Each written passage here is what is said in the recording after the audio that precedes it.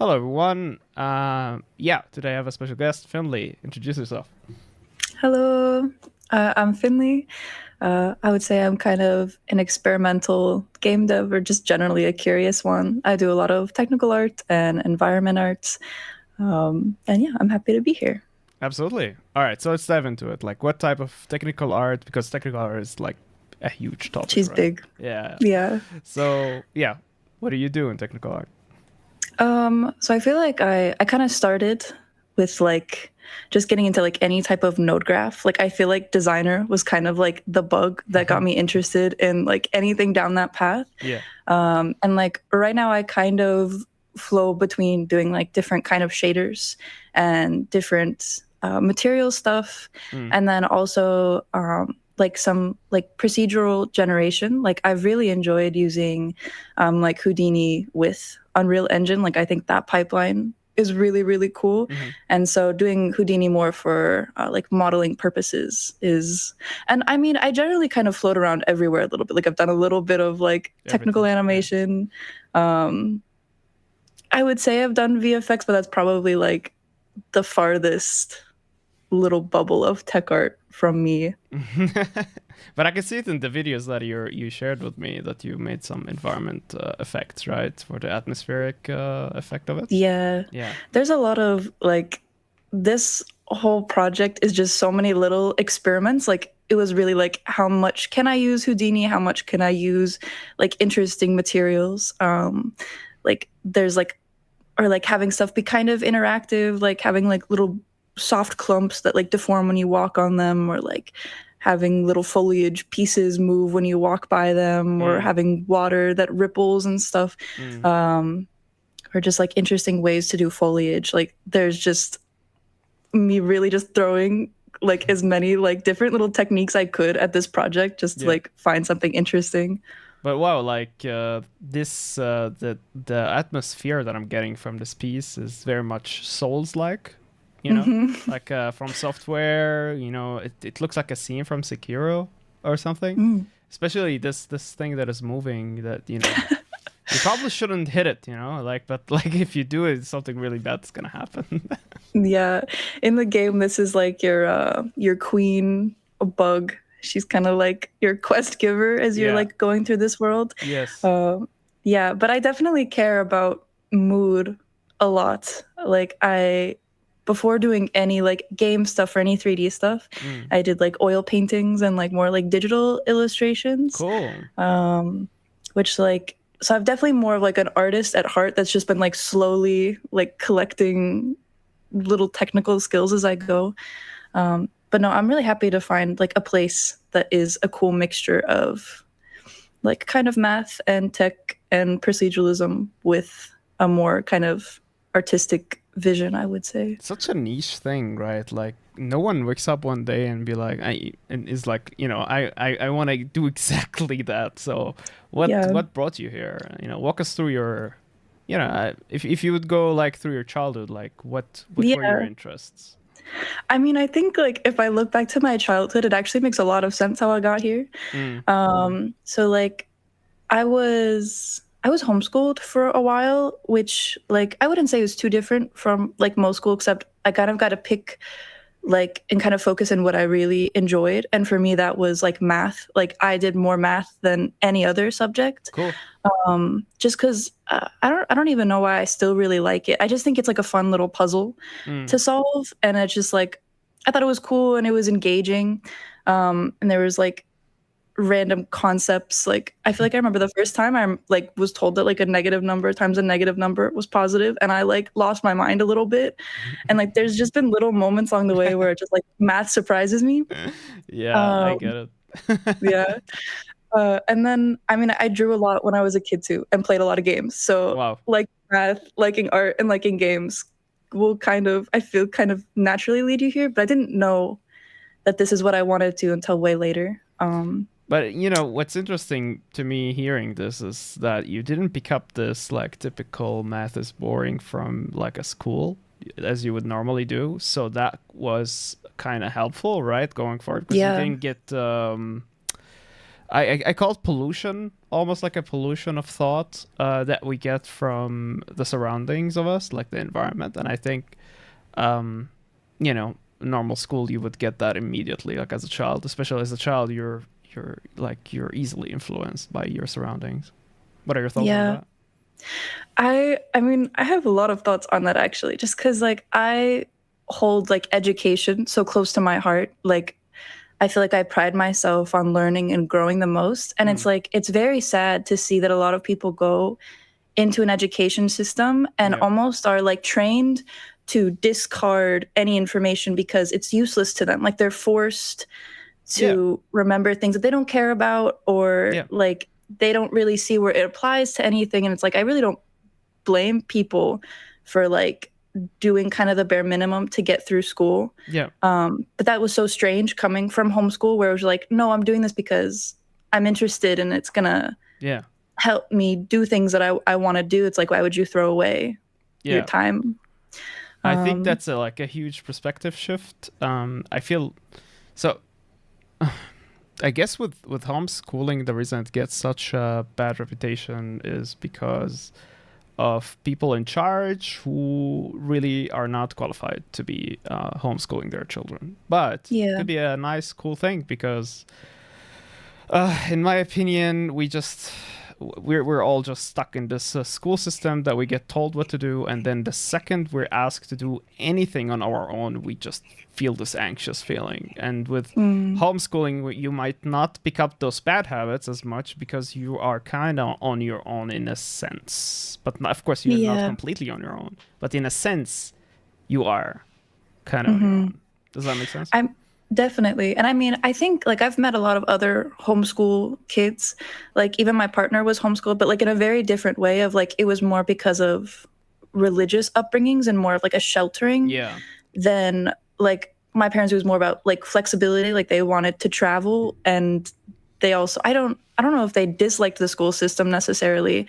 Um, but I think they were kind of open to a more like experimental, like we'll we want you to be interested in what you're interested kind of approach. Mm. Um, Like, here's the thing, like, even if they were not a fan of the school system, like, would you even blame them?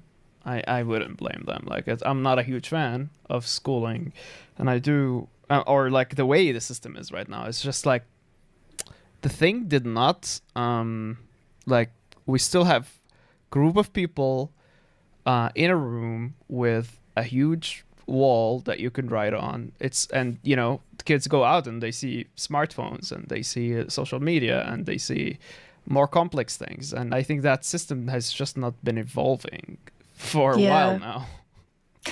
I think I'm like a part of me is slightly hoping that AI is like a one of the bigger pushes that they kind of have to change the system slightly. Maybe they won't, but I feel like that only will kind of push school into more of a like kind of feeling outdated and kind of useless. So I don't know. I hope something changes, but I mean, my hopes aren't that high, I guess. But the thing about AI right now is that it's pushing the other way around. So Mm, instead of like allowing for digital homework, they are not allowing for that anymore, right? Because all mm, students are just throwing stuff in AI and they're getting the results back. So now we're slowly transitioning into a traditional world when it yeah. comes to education, which I'm not completely against, but there's just the thing is like people are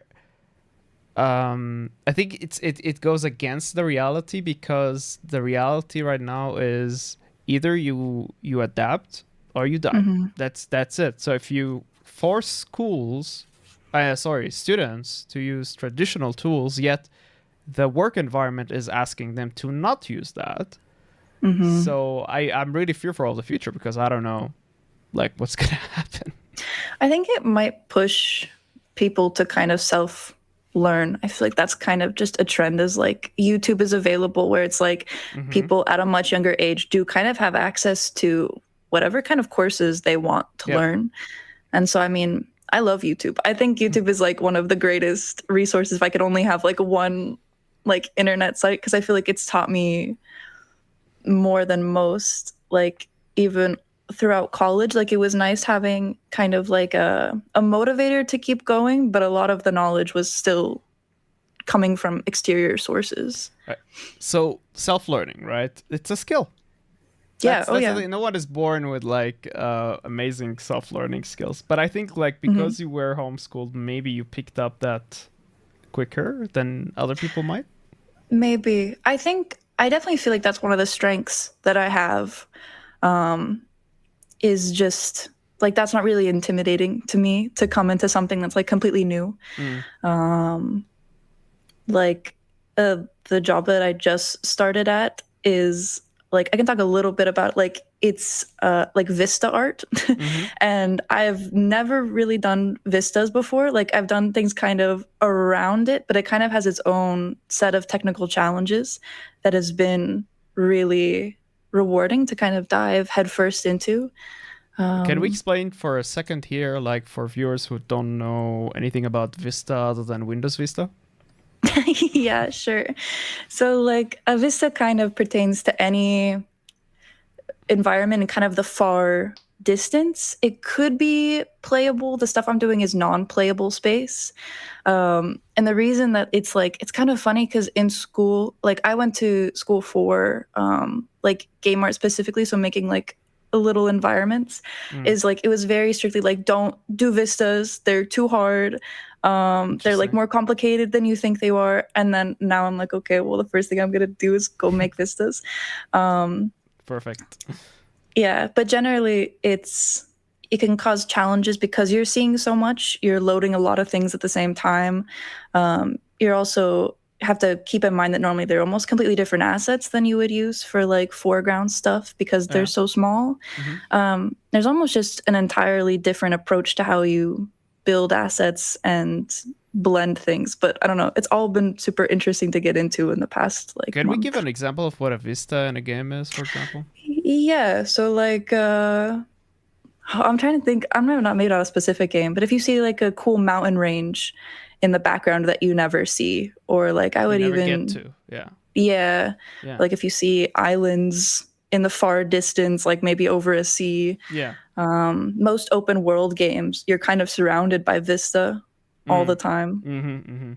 Yeah, because this world just exists it exists within like a bubble almost. Like even the sky system is just like either a box or a sphere, and if you go beyond that, you see just a sphere. So you need placeholders to fake the world in a way, but also not so detailed that you will just never get there. I think GTA does that with like you're literally on an island. You don't see anything around you. That's it. But like other games like Mass Effect, for example, Mass Effect 2 or 3, where especially in those like last missions where you're seeing the battle happening in like the further away distance, where like there's a ship shooting stuff, right? This could be categorized as a Vista, like a motion one. Yeah. I think like generally Vistas can definitely have motion. I think they're kind of better if they do. Yeah. Yeah. I was trying to think of other cool Vista examples, but I don't know. I can't really think of any. But like, what's the challenge when it comes to that, right? What are people don't completely understand, like when they first come to it, and misconceptions, I guess. Yeah. I mean, one of the misconceptions I could say is that you could just take the assets that you already have and just put them in the background. Like, it kind of also depends on like how you want to optimize things. Like, are you using like LODs? Do you have already like different versions of your mesh that you could put lower versions in the distance? I'm doing some stuff with Nanite, which is like all kind of new to me. So how I'm building meshes for that system specifically is also pretty different. Because a lot of the times, like what you're saying of like sky spheres are generally just boxes or like just planes.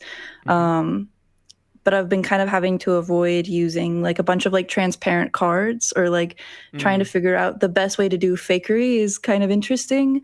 And then like I'm dealing with these gigantic landscapes, and so texture resolution is like a big issue, just with dealing with such big masses of like, do these things need normal maps? Can they have normal maps? Do we need to fake Do that? Yeah. Yeah. How many different terrain pieces is this? Do we combine terrain pieces? How do we blend seams of like this giant scale? And I think it changes drastically on like what kind of vista you're making too. It's interesting. I've never heard about that section like of game dev. I just always assumed that it will be the environment artist like job to do. But now that you're Yeah. describing it, I'm thinking more of like matte painting, kind of Yeah. like the old Star Wars movies, you know, where they painted literally everything like on a glass.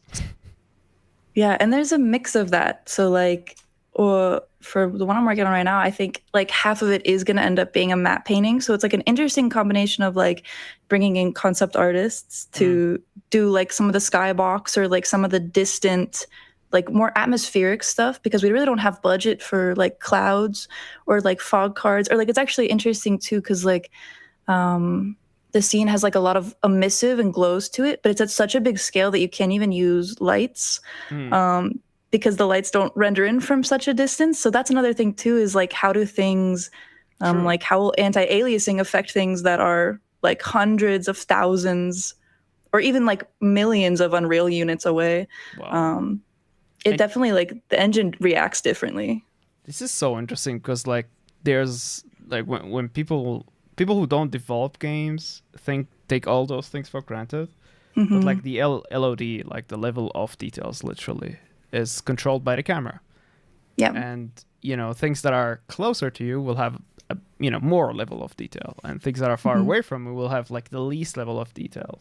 Just explaining to viewers who like have no idea about the stuff, but like when it's something that is a million units away, I never expected it to be that far. I expected it to fake the distance, like you would do with painting, right?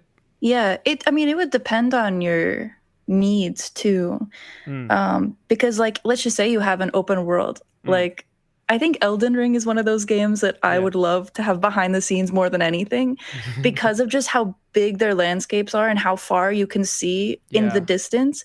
It's like I really wonder, I'm like, am I seeing meshes? Like, could I go into inspector mode and fly all the way over there? Like, is it that seamless? Am I that many far units away? Are you loading in entirely different scales and different meshes? Like, and these are all questions you have to ask when you're developing, like stuff that I'm doing that's like not even playable space. I'm like, yeah, you could make it much closer to the camera and much smaller, but the scale doesn't quite feel right. Like the shadows don't quite respond like they should. So I think we kind of did choose to actually pick real scale.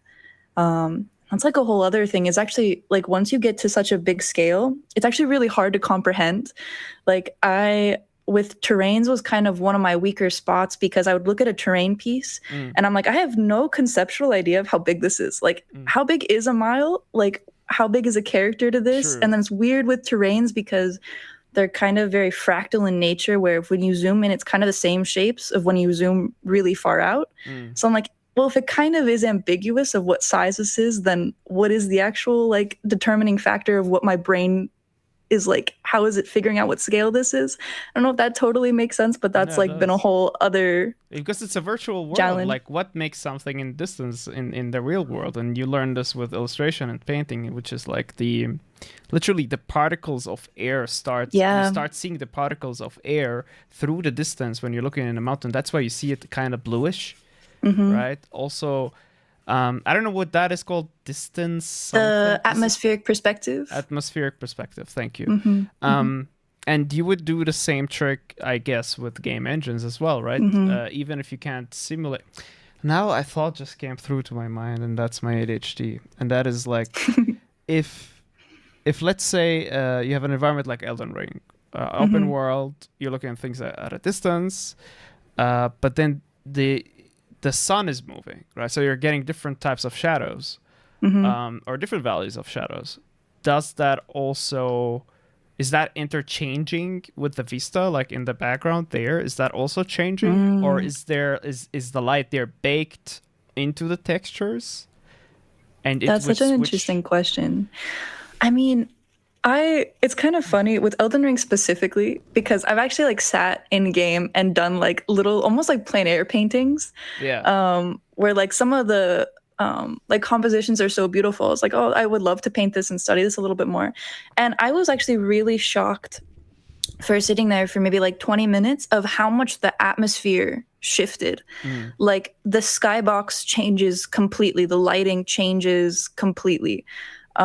And it's not even just like the sun angle, it's almost like they have a system for like bringing in heavier mist, which is something I didn't realize they used so heavily to kind of control how you're seeing some of these vistas from far away. Mm. Like when you come into kind of that second main area, it's completely covered in fog until you walk up and it clears and creates such a cool effect. But they have so many different like atmospheric like elements controlling. Like I think they really fine tune, especially for distances. So I almost would want to say that it'd have to be pretty dynamic for like, I don't really know, but Yeah, we're trying to backward engineer the thing. yeah. It's not like we know what they worked on. But I would imagine them having or knowing basically where the player would be looking at the like there is this scene in Elden Ring where you're looking at the lake from above. You know, this huge lake, the misty one. There's like a castle that's in what the I was middle. thinking of. And I'm thinking like, would that change from the point of where the players is they're looking? And it's just this such a like complicated thought. Is like, then how did they go around that it looks pretty all the time? Did they just go 3D? And I don't know. It's so complicated. I would say like playing games now after doing game development, there's almost like a second game that I play of like, how did they make this? Is this a material? Is this a texture? Is this a model? Was it displaced? Like how were things scattered? Like I just started playing Hogwarts Legacy and I can't tell you how many times I'm just like staring or trying to get like an angle on a mesh to like see like if I can get a little bit more information of how it was done. I don't know. I love that stuff. Oh, I understand. Movies do this pretty good where they do like the making of. The making of The Matrix, for example, or the making of any certain movie where they go really into details and to like some scenes and how they made it and things like that. But I don't see that much in games, honestly, although games can be 10 times more complex in the sense of like it is a real time, you could see it 360, you could see it from everywhere. It has to be performative. Like I would really love to see the making of Elden Ring one day. I don't know if there is one. I would too. There's I stumbled upon like an article. They released like a 50-page like kind of making of. It's all in Japanese though, unfortunately. But I found like a couple articles that translate a few of the pages. And I'm not going to say it's like the most in-depth thing, but even just to have like a little grasp or like see how they thought about some of their models or like kind of how they talked about developing like some of their bigger dungeons versus the open worlds was pretty fascinating. I wish more games did more making of, but to be fair, like even trying to make documentation for like this little project that I made, which is like a 5 to 10 minute little game with like very little in it, it was really overwhelming to think about like diving into very specifics because I could talk for hours on like some of the more minute details. I'm like, I don't even know how you would give a thorough like in-depth deep dive, especially for such a larger game. I sometimes think about like how much of the industry knowledge is just locked up behind getting a job, and that is unfortunate, honestly, because like how are you supposed to get into the industry and like in a way where your portfolio is imitating the industry without you being in the industry. But there is also no way to get into the industry if you don't know the stuff.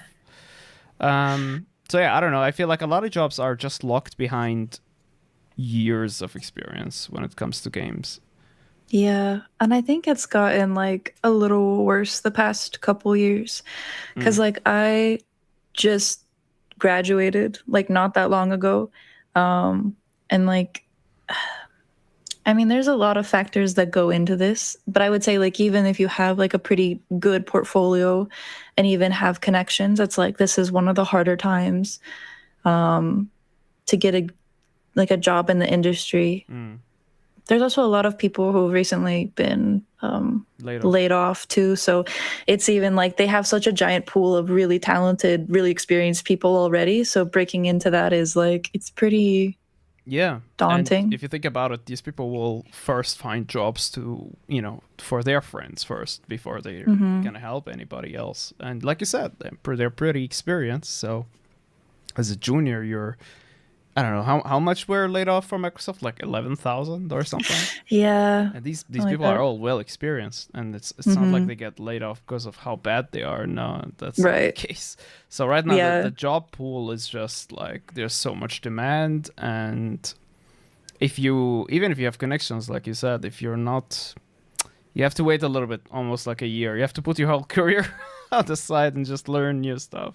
You have to learn new things that are so useful that you become undeniable, honestly. Yeah, that's why tech art also was like this like beautiful beam of energy. Like as I was in school, of like, yeah, maybe just doing fully environment art is not super feasible unless you're like amazing. Like I think I went into school and it was like, oh, don't be a character artist because only like the best of the best of like the industry, like veterans will get that. And now it feels like the bar is even a little bit higher of like, oh, like environment artists are starting to kind of feel like that a little bit too. And like doing tech art, people are like, oh, you'll find a job. And like, it's still hard to find a job as a tech artist, but like it definitely opens a lot of doors. Yeah. And I think part of why tech art is hard to get into is because the production doesn't know what tech art is. I think like people who are in charge, they're like, we need a tech. They ask the question, right? And who can do that? And then the team is like, hey, well, a tech artist. And then they would put the thing out there, and the description is so vague of what you need to know. Yeah. And the title is so vague. Like it's also protected in the tech art more than anything, more than any skill. I think it's protected by or secured by the fact that you need it to be in the industry to begin with. Like there is no techartschool.com. Maybe there is, I don't know. But like don't Google that either. I don't know where you're gonna land if you do that. But like there it's not that easy, or it's not that specific, I guess. It's not about easy and hard. It's not as specific as character artists. Like what does a character artist do? Well, they do character art, right?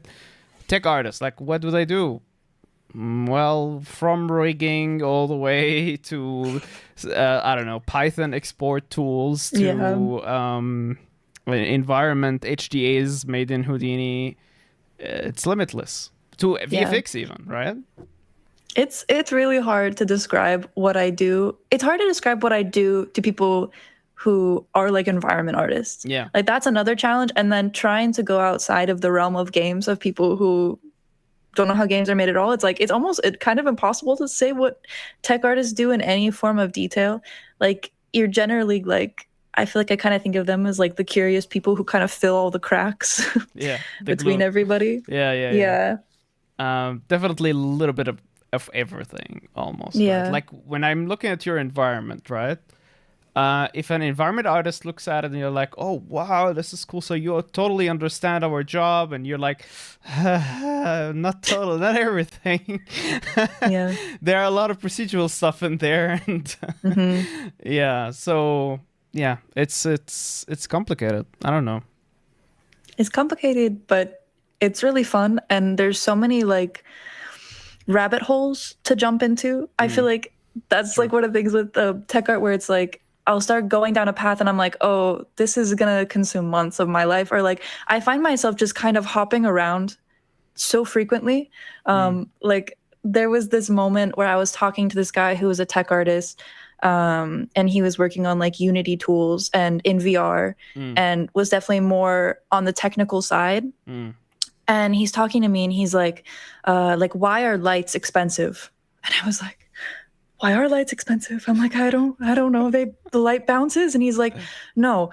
And he's like he was asking me these questions at a very like fundamental level about rendering. Yeah. And like, I felt like I had like a decent understanding of like kind of how computers work. Like I had done some optimization. Yeah. I'd like made some materials, but to like he was like, can you really explain to me the difference between like the CPU and the GPU? Like, would you know how to render a cube from scratch? He's like, I make all my students render a cube from scratch. And I was like, I don't think I know anything actually. Oh, wow. And it really like that kind of infected my brain for a while and sent me down this rabbit hole of like, okay, oh, hello? I'm going to learn the whole rendering pipeline. I'm going to like try to understand like how like graphics are made kind of at a fundamental level. Cause it's kind of weird coming into Unreal now where so many things are done for you that you're kind of so abstracted from how things work that like being asked some of those more like baseline questions was really like eye-opening for me. And I feel like has improved my understanding so much. So I think about that guy a lot. Yeah, I think a little bit of grounding wouldn't harm, and you would just understand what goes into the process of all the rendering. And it's such a good practice too. It's like even with drawing, even the most skilled artists, like illustrators, they would go back to drawing a cube in perspective. Yeah. Because like you need to know. So not every day you're like understanding everything, and sometimes you just need to warm up. So I wanted to ask, like, how did that help you going forward, rendering a cube from scratch? I mean, I'm still on that journey of rendering cube from scratch. That also kind of sent me on other little like rabbit holes too. Yeah. But I would say like, so that kind of took me down the path of like, okay, I'm going to learn like HLSO and like understand a little bit more about like what's the difference between like a pixel shader and like a vertex shader, because that's even something that you interact with in Unreal. And I feel like that just gave me a better understanding of how materials are calculated in general. Like, I don't know, it's kind of a small thing and maybe it won't mean much to most people, but I feel like understanding that like most times all pixels are being calculated at the same time, like all in parallel, is like an interesting like shift of mind for me. Or I'm trying to think of like other things that I still use. I just like that you use the word calculated instead of rendered, because it is the truth. It is calculated. It's nothing is rendered. Really, they are all just like complex math operations that are running on the GPU, basically, mostly. And they are so, like, if you think about it, I think it's rendering per pixel on your screen, right? So it's taking each operation and calculating it per pixel on the, like, if you would have like a table of 1920 by 1080, that will be your table. That will be like each calculation that needs to happen for each pixel. And since the GPU has way more core than the CPU, that's why they're used for graphics, and why the CPU can't do it. Because if you think about it like a pipe, like in pipe languages, where the CPU would be like 8 huge pipes that could like do huge calculations, the GPU is basically 1,000,000 pipes. They don't do huge calculations, but instead of occupying the 8 pipes with like little calculations, you'll be way slower than using the 1,000,000 pipes that are small, but they do the job. They get the job done. That's how I think about it. I'm not sure if that's correct. Yeah, I feel like I think about that pretty similarly. And so to even like have those visualizations, like was like to have those kind of solidify, I feel like just changes kind of the way I approach things. And like it also made me curious a little bit just like about rendering pipelines in general. Mm. Because like one of my favorite styles in 3D Yeah. is a pixel art shader. Oh, cool. There's like a few people who have done really cool pixel shaders in 3D. Like I really enjoy like watching like they're almost like isometric pixel art where they can just rotate their environments. Wow. And I thought they were so beautiful. And I tried looking into like how they were done. And this was kind of before my like kind of dive into rendering. And there wasn't really that many resources on it. And it was just kind of magical and mystical. And then I did that. And then I went back.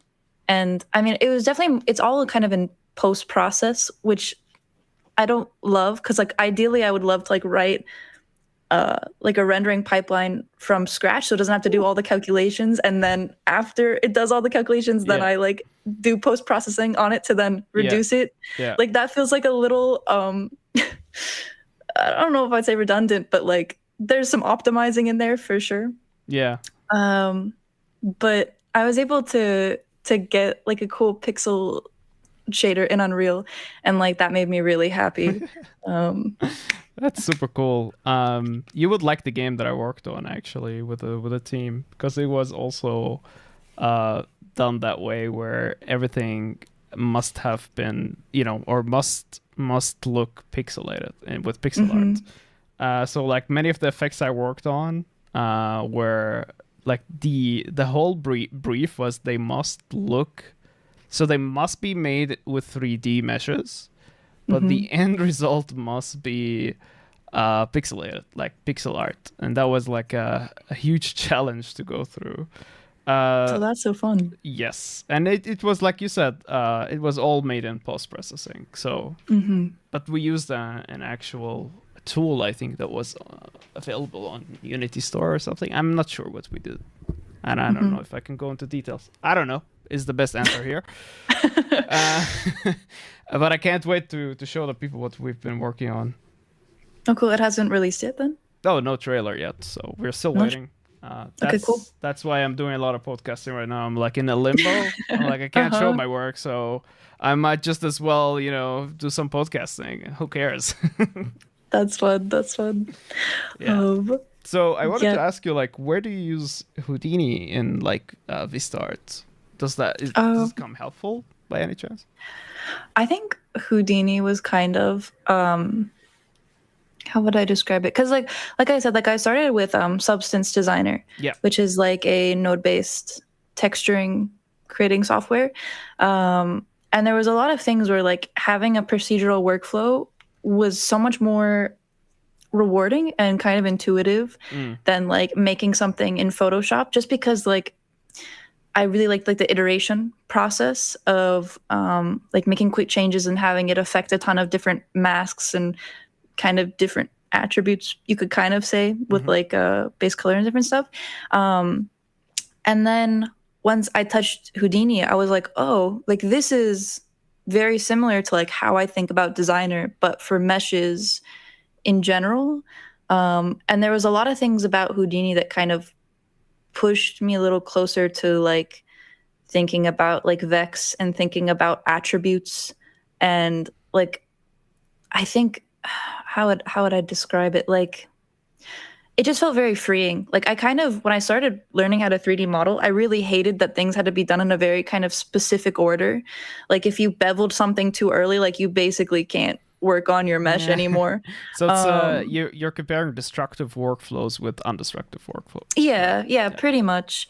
So like I really enjoyed working with that, and then having the extra element of not only is it non-destructive, but it also works like algorithmically. So like I really liked doing kind of more like natural organic growths. And so like that was really cool to like do like shortest path stuff in Houdini to like build out like vein generation or interesting scatters. There isn't a ton of Houdini stuff that ended up making it into this final project. I think the only thing that I really kept, and it's kind of so subtle, is like this web generator. Like there's a lot of lattices, or maybe not lattices, but like these little thin web-like tubes that I was trying to like recreate my ceiling. Like you could see it there, like Yep. the strings that are going across. That was like one of the main HDA tools. And like I can't even fathom how I would do that if it wasn't through Houdini. Yeah. You could probably do it with like some procedural, how to say, like with some logic in the engine, but it wouldn't be as intuitive as doing it in Houdini, I would feel. Yeah, probably not. I mean, yeah, you can. I've seen people make or like use some of the new like cable tools or like spline stuff. I mean, in Unreal, there's in a Real, you definitely could. procedural tool as well that is coming up neatly by time. What's it called? PCG? Something like that? Yeah. Which PCGs are really cool. I don't know if... I'm trying to think how you would make webs in PCG, because I feel like PCG is much better for like scattering like individual meshes than like creating a VIX-based, right? Yeah. Scattering through points and things like that. I feel like a string. Yeah. Because I would imagine that string is randomly picking a point, right, on other meshes. Or how was the setup for the generator? It's basically like it's a spline control. So it's like you have the spline points, and then where the spline points are, it kind of randomly kind of shatters or like scatters like a bunch of rays out and hits points. And then once it hits those points, it then slightly changes direction and shoots back out the other direction. And so you have a bunch of kind of like cables going everywhere. And then I'm kind of collapsing a bunch of the points to then have the like intersections and like more complicated like intersections with just kind of like fusing points and smoothing them and stuff like that. I mean, by just talking like that, it feels like you're a god or something, because that's the power Houdini gives you, I feel. Yeah. Like it's just that cool, because you would get, if you're on a job, they would tell you, hey, can we get a tool that would scatter like almost like spiderweb like strings, right? And the first thing you would think about is like, how am I gonna do this? So you start talking to yourself. I guess, I don't know how you do it, but the way I do it is I start talking to myself. I'm like, okay, what do I want the computer to do? And like you the way you describe it right now is like, yeah, I want things to shoot from a point, then shoot back the total opposite point, and then kind of connect those two lines. And of course, if you talk to yourself with that, like, how to say, specific way, then you got it, right? But most of the times you talk to yourself and you convince yourself of something that's just not possible in Houdini. So you have to be lucky with almost like the seed of your thought. Yeah, I feel like I don't even trust myself to come up with ideas in Houdini, because maybe it's like so unoptimized, or it doesn't even, not that it doesn't exist, but it's like more difficult than I think it would be. Like I feel like I start with like scouring the internet for just like any similar tool, like anything that's even like remotely close. Yeah, like spider web generator or something. Which like, I would say it's like this is kind of ended up being like a mix of like 3 different tools that I kind of found. But I think it's kind of fun collaging stuff like that. I think it's like we need to encourage like the thought of, because a lot of people get discouraged with Houdini, that they're like, I don't even understand each and every node. And it's like, the fact is, you will never understand these tools. If you were not the creator, like one of the creators of Houdini, you will not understand what's happening. Or like if you haven't worked with it for 20 years, you will also not understand. But that said, if you understand a little bit that you can start manipulating things, then you probably, like, it feels a lot like you're playing with knives in the dark, right? Yeah, definitely. Like you will hit something. You will hurt yourself every now and then, but you will kind of get used to it. You will know where the handle is. Yeah, I like to think of it like I thought of this with Designer, and I think of this with Houdini. Of like, I go around and I find like I always like calling like tech artists like little wizards. So like to kind of in theme with that, it's like I'm looking at their recipes of like how they made things, and I'm just taking like little chunks of their ingredients. Like a lot of the time, like I find myself reusing kind of the same, like maybe like 5 nodes for like different purposes. Like this stack of stuff does this kind of abstractly. Instead of even just thinking about individual nodes, it's like, well, I know I can like remesh and then reduce and then this, and it gives me this kind of effect that I can kind of plug and play that stuff anywhere. And I think those building blocks are so much more helpful and let you actually build things than thinking about individual nodes too precisely. Honestly, yeah, that's a lot of the work that we do, especially with proceduralism or with shaders or with whatever. It's like if I think I like the word you use, building blocks, because it is a lot like that. And it's like a recipe too, in a way, if you think about it. But it's, I think the best skill as a tech artist you might have is playing around and finding out a little bit, and not having the fear of playing around with things. That's what makes you a really good tech artist more than anything. Would you agree? Yeah, I would definitely agree. Like I think for other people who watch me work, they find it kind of very chaotic, but I'm just kind of trying to smash my head against as many walls as possible just to kind of see like where it could go. There's a lot of like little fine tuning that kind of needs to be done, but there's also just like, you kind of just have to go try stuff because you know that a majority of the stuff won't work. So yeah, go try this and explode your mesh, and go do this and turn everything inside out and have it like disappear. And it's like, it's just part of the process. And just be okay to just kind of throw it all away and just keep some of those little recipes for later. Would you agree with the saying, you don't choose tech art chooses you? I think I would, because I really can't see myself doing like anything else. Like I'm so consumed by this kind of world. I feel like it's like a game. If you lived your life in a certain way, like the tech art god comes to you, or goddess, whatever comes to you, and it's like you start telling you that this is your path and you're gonna be this and you're gonna be that. Because like I every time I'm thinking, like, if you never have messed around with tools and you only learned one discipline, there's no way in hell you become a tech artist. Yeah, I don't know though. I think like you can see where a tech artist is starting to be formed because they're in their like individual field, but they're just trying to do the thing that that can't be done.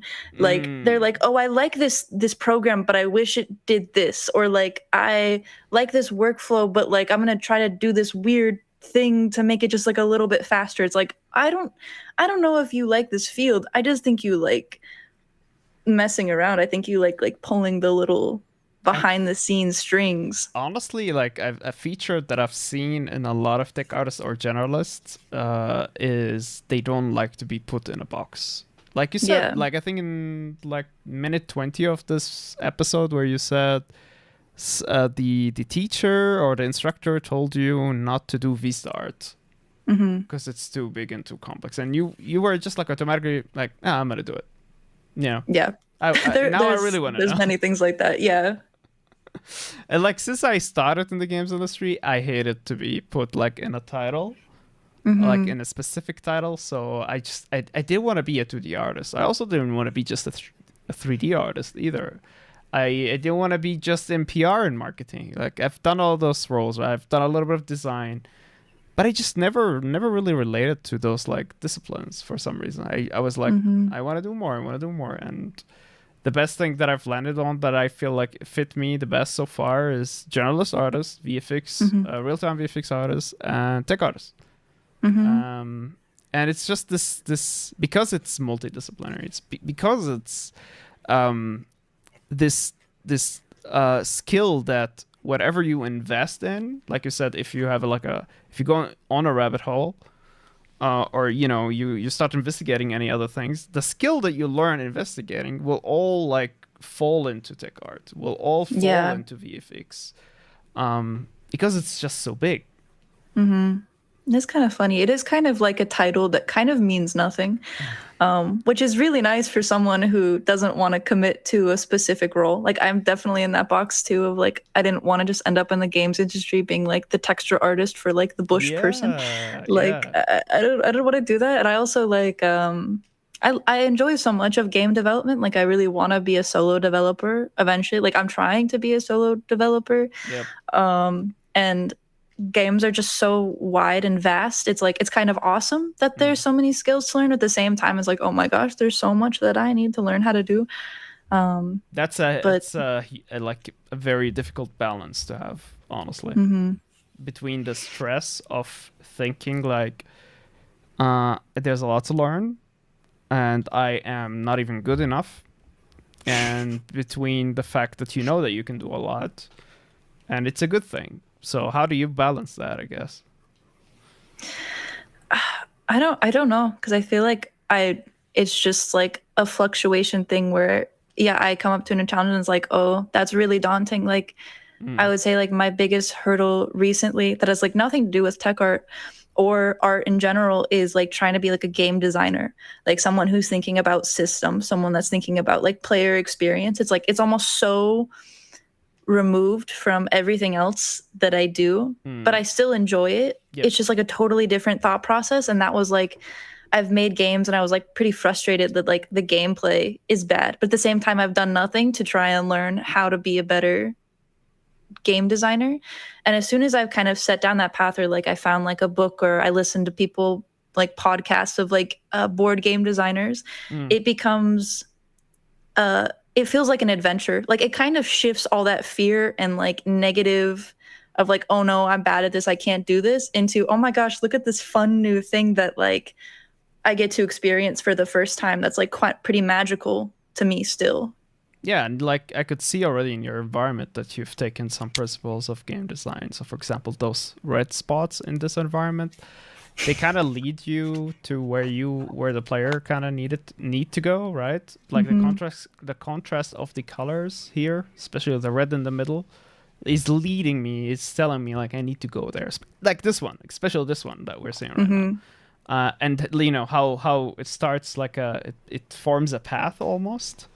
So the beautiful thing about learning a new skill that is so further away from where you are, like as a tech artist or whatever that you're interested in, is the diversity of ideas and the diversity of problem solving.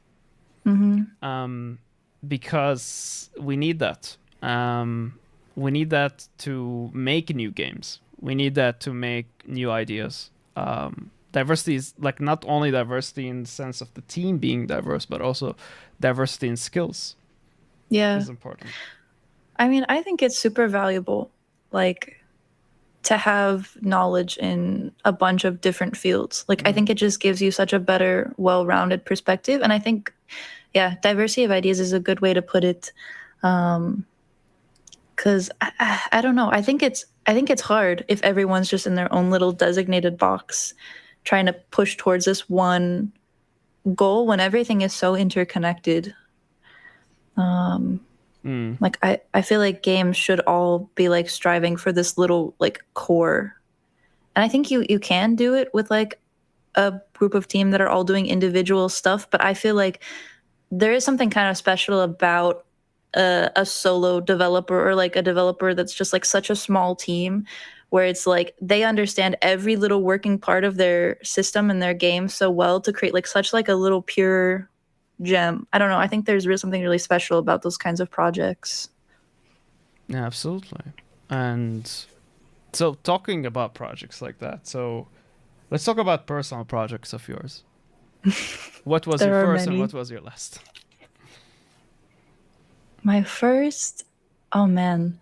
I mean, like are these projects that like I've actually completed, or ones that I'm working on, or Let's like talk games about specifically? completed. I guess completed. I mean, this might be the only like full, more personal project I have, and I'm even like slightly on the fence of saying that because it was like a thesis, so still attached to school, but it felt kind of so personal and so detached from like the school environment that I do kind of consider it my personal project. And everything else is like just floating projects that I have. Like right now I'm trying to do like some of those more like game design focused projects. So like I'm trying to make like a little incremental game where you play as a plant and maybe you can't see anything because you're a plant, but you're like moving through your roots and like absorbing glucose, and you just need to like absorb through photosynthesis, and that's the big number that goes up. So like that's like the personal project that I'm trying to finish now. Like I'm trying to make it like a small enough game to like actually complete it, but like scope it gets the best of me every time. Sounds And like a like fun game, honestly. Play a I plant. mean, hopefully it would be kind of fun. I don't know. That's a big challenge, like because there's a difference between making games and making them fun. Yeah. Like I would say this game looks cool. I wouldn't say essentially fun. I think it's like it's a cool idea. Like I just want to do something kind of experimental and something a little bit different. So like this game you play as a bug, and so you can like walk on the walls and stuff. Yeah.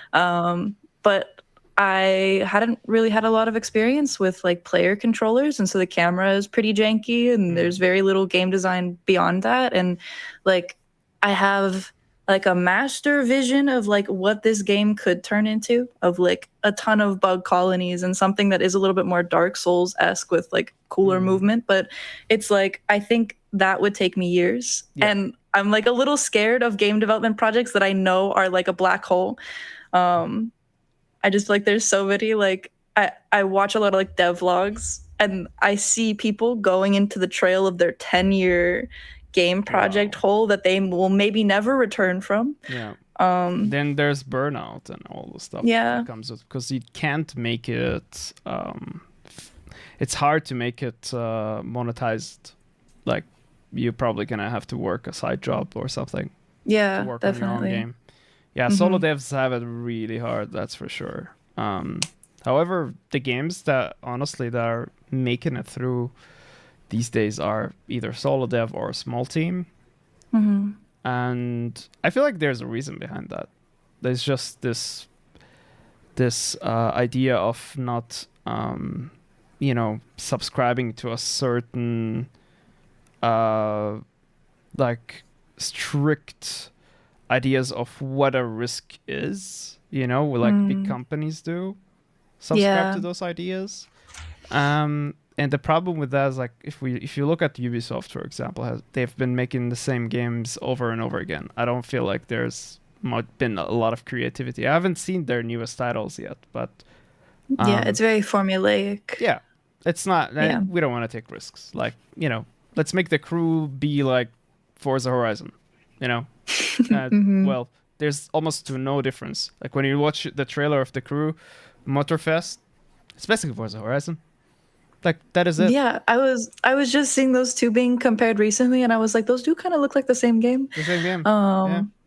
Yeah. Music festival vibes. Like I'm very angry with like racing games, because I'm a huge fan of racing games, and I come from this era where racing games were colorful, they were hip, each game was different, but then it just became, well, that's what you're gonna get. And why? Well, we don't want to take risks.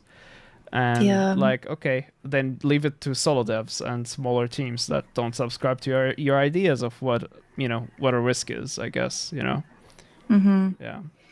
And I don't know, like with racing games too, like it is kind of a shame that it's almost kind of halted in just this formula, because it's like I feel like racing games are always kind of the peak of like kind of the best graphics, the best kind of like focused in mechanics. And like I interned at Forza Motorsport for like a few months, and that was a really cool experience to be part of that team. But like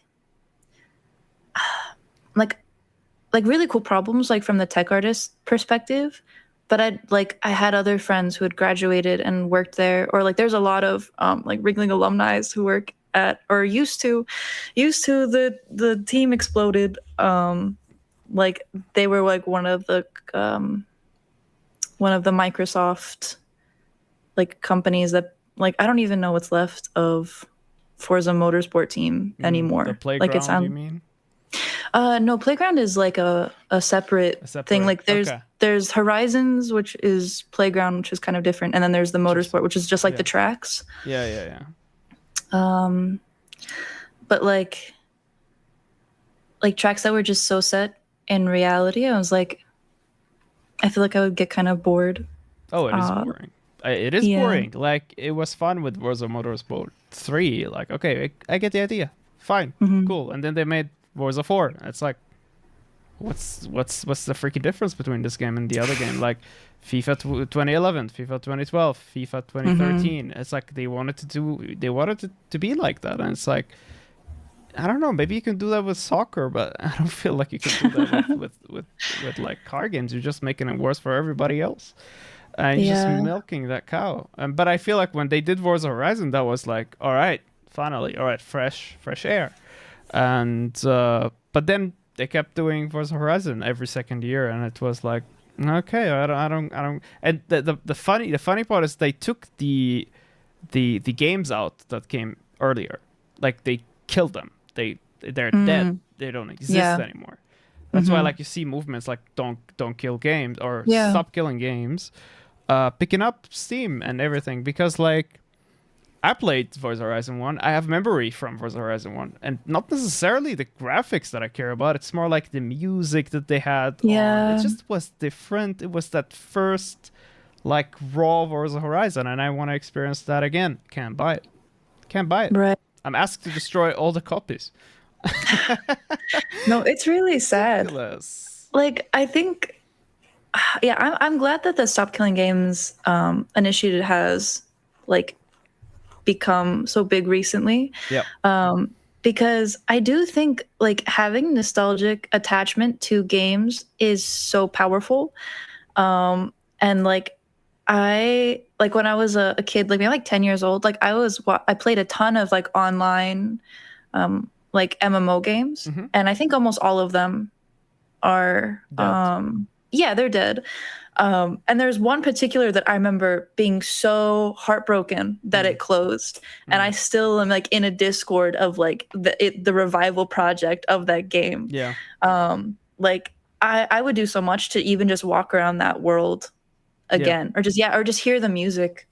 Yeah, Um, honestly, like a lot of people have memories with like people who passed away in these worlds, and like, who are you to tell me I'm not allowed to go back there? And since like, especially a person like me, I'm displaced. I'm forcibly displaced person, right? There are mm, games that I played back in my home country that they have certain memories, and I like root. I seek root because I don't have roots, right? mm, So like one of the roots that I seek is games that I played with my brothers that I didn't see for like 10, 15 years, right? Like things I don't have like here. Like the thing is in the West, you see people who live literally two steps away from where they grew up, like yeah, you know, and it's like I ask them sometimes, I'm like, hey, like how is it like to have roots? Because I would love to go to the flat that I got raised in, right? Like I can't. It's destroyed. Like I can't do that, right?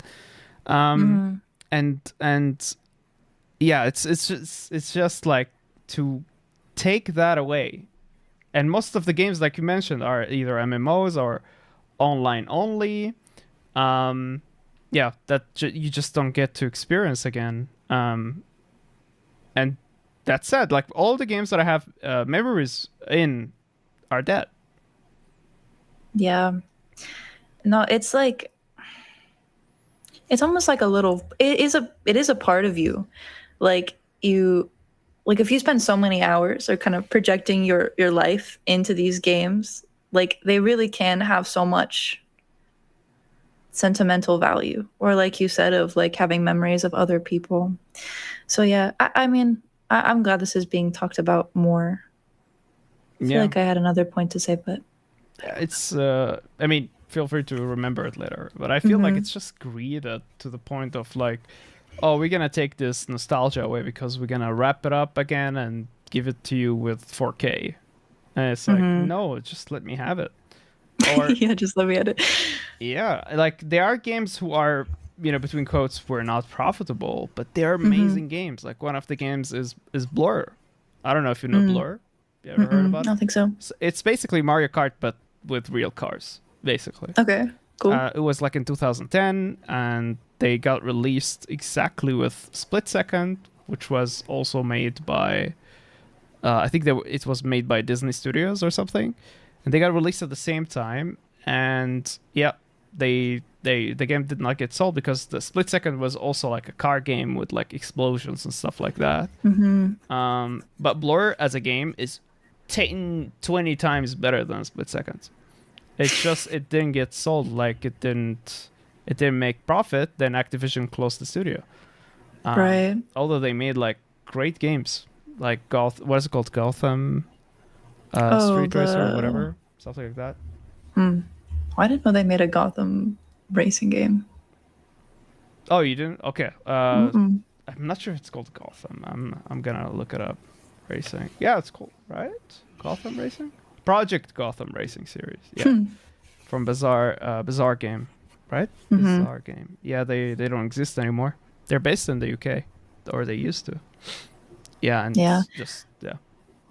I mean, I understand like stopping paying for servers if it's like a detrimental cost, but then give it to the people. Let them do what they want with like the world. Let them host their own servers. Yeah, There's like the only game that I think is still really running from that time period is Wizard 101. I don't know. And like I go back to that game pretty frequently and just load it back up for kind of nostalgic purposes. I feel like Wizard 101 should be an online school that teaches tech art. I think honestly there is some great potential to turn, like going back to education, back to where I started our conversation. Yeah. I've been thinking about how if there was a math class dedicated for like tech artists, or just showing how math could be applied in games, technology, or games, because there are so many random math equations that I've come across later that I'm like, oh, this is why, like, this is what you're used for. Like I heard about you so long ago. What do you mean, like a sine wave? Like I remember seeing you and you were completely pointless, and now you're like something I use all the time. Yeah. You know what, I agree with you like 100%. It's there is no good packaging. Like you said, I feel like a lot of tech artists, they need that solution, and then they get that solution, they put it in the project because of the time constraints. They don't even get the capacity to start documenting, and you can't blame them.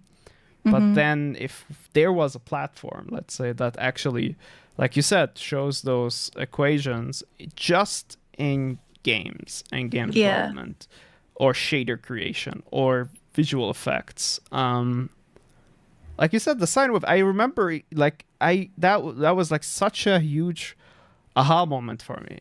Because I've got sine, like the sine, the cosine in school, and I never really understood it. I was like, whatever. It's a button on the calculator, and I press it. I had no idea what it does. I just knew exactly how to solve that equation, and that's what I got trained for. Even though like the teachers really tried to explain, but you can't explain real-time visuals on a freaking wall with chalk. You can't. Like, open Unreal and show them how the sine value goes from 0 to 1, and if 0 was black, 1 was white, this is what it does. So I feel like even if you need help with that, I will be more than glad to like make a YouTube channel, honestly, because at one point someone has to say, F it, I'm gonna do it myself, right? And I'm in. And like I feel like right now, like the main person I think of when I think about like math for games is Freya, which you just like did an episode, just talked to her. Like I feel like some of her like talks and YouTube videos were like that was so groundbreaking for me. Because I could find videos of people talking about math unrelated to games in kind of a very abstract, formulaic way. And then I could kind of see people who kind of knew the concepts, who were kind of like jury-rigging it into their games. But there wasn't kind of that in-between of someone who like really deeply understood the concept from the kind of abstract side and then could transfer it into games and then show it, and then almost using games as like the demonstration tool. Like it's the result and kind of the way you understand it. Yeah, I definitely feel like I would love to make more tutorials later on, or like some kind of educational content. And I feel like math for games or something along those lines would be really awesome. Honestly, I agree with you, and I feel like a person like Freya, what she's doing is amazing. Mm-hmm. The thing about all of this is it's only one person. And that one Yeah. person is so busy. Mm-hmm. Is so busy. And she goes from when she feels like she completed something, she just goes to the next thing. Right? Mm-hmm. And it never almost hurts to have more content out there. It's funny, as we're talking, I'm looking at to trademarks. I'm searching trademarks, and because I have a name in my mind, it's like Math Busters, but I don't know. I don't know if it's taken or not. Honestly, I've seen Math Buster, but I didn't see any Math Busters. But like, yeah, I'd almost be tempted to not even put math in the name because people are so traumatized. Yeah, you're right. But just even hearing math, like I don't know what you would call it. I don't know how, but I do feel like there is way more math people out in the world. They've just been like, they've had a bad math teacher. Yeah, me. Or yeah, like I think people could find it so interesting. Like I find it so fascinating. Yeah. And I think presented in an interesting way. I don't know. I've heard a lot of math teachers say that, though, they're going to show something interesting. And I'm like, this is boring. But here's the thing, though. Like, when people, like, stray away or, like, shy away from putting math into the name, and then you just secretly kind of find out that math is used in games, that makes it even scarier. That's funny, yeah. Right? I don't wanna learn code anymore because I just secretly found that it has math in it. And I'm like, I don't wanna do that anymore. But like, also, how do you package that so it's like for everybody? Like, here's a challenge, for example. Player controller. Who the heck knows what a player controller is, right? If you don't know what a player controller and you know exactly what you're creating, you would go and look that up, but like, how can you package it in a way where it's like, yeah, I don't know how to put this. It's very complex, right? It's an equation on its own. No, definitely. I debate this all the time, of like, especially for like educational videos, because I find that like if things are almost too simplified or too like dumbed down, or like things are given in packages, like here's something really digestible, but like they don't really get into the nitty gritty of anything. I feel like I don't know how to describe it other than like it feels kind of fake, or like it feels like I'm learning, maybe like it just feels like dumbed down information that's not actually valuable. Like I don't actually really understand what I'm doing. Like I understand like the equation you've put in front of me, but you've like handcrafted it, if that makes sense. Versus like the other end of it is like if you just go into like only the nitty gritty and just do very like the theory behind things, it's like you kind of understand, but you don't know how to apply it. And so you almost like need to give a way where people can, like a bare minimum way to apply something, but still have things be at their most like kind of base, fundamentary level. I don't know. It's a hard balance. I don't know how I would approach like explaining like math concepts for games to someone who's never opened a game engine before. Yeah, but like looking at it from the outside in, again, like if a YouTube channel like that existed, how would you use it? Like, and how would you navigate it? Like, if you imagine it as the user first instead of as the creator, I think that could be a better solution here. Because like the way I would use a channel like this is, I hate math, but I kind of want to know more about it because I need it with my work, right? So I would look up for a channel that would break down, for example, like all the occasions and how they're used in games. And it would literally be like how cosine is used in games. And it would give literally, like in the first, like let's say the first 1 minute, it would literally just give you where it's used. And it could be like, so you're wondering where cosine is used in games. Well, it can be used in visual effects. Here's an example. It could be used in shaders. Here's an example. It could be used blah, blah, blah, right?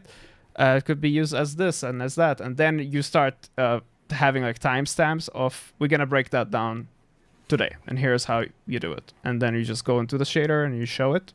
You go into the visual effects, you show it. And then you go into like more game development stuff, and then you show it.